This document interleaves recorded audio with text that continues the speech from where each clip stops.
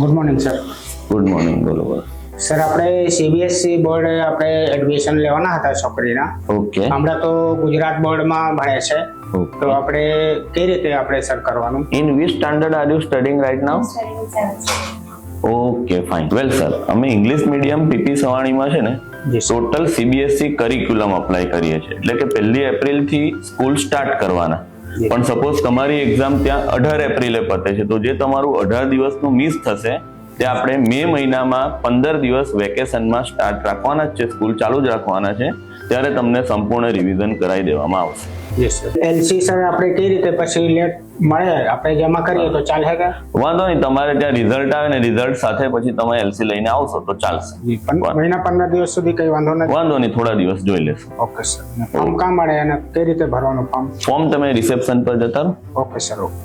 તો Tapi education academy સંચાલિત PP Savani Vidya Mandir પરિવાર તરફથી અમને જણાવતા આનંદ થાય છે કે central board of secondary education એટલે કે સીબીએસઈ બોર્ડ દ્વારા અમને માન્યતા પ્રાપ્ત થયેલ છે.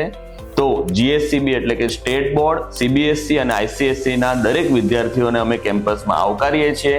Thank you.